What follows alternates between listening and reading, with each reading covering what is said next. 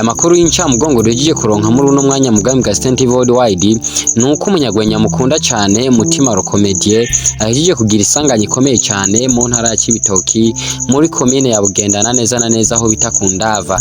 Amakuru dufise kandi akaba yemeza neza yuko abo bari kumwe bose na Mutima comedien muri ugo rugendo bahise bahasiga ubuzima. Ariko kandi agakuru keza dufise muri uno mwanya kavuga yuko Mutima comedien we wagihema umwuka w'abazima nubwo yababaye cyane.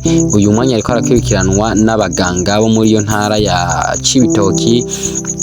Tukaba twizeza abakunzi biwe yuko abaganga bariko baramukurikirana neza kandi twizera neza yuko ashobora gutora kamitende. Ariko amasengesho yawe nikirumara ku buzima bwa Mutima comedien na cyane cyane yuko ari umwe mu bakomedie bashoboye gukora ibishoboka byose cyitwe ko gifise abantu bashobora kuba bavura amastresi ya benshi biciye mu gukora utugenegene tugenda tubatwenza. Mutima comedien muri uno mwanya aracahumeka umwuka w'abazima.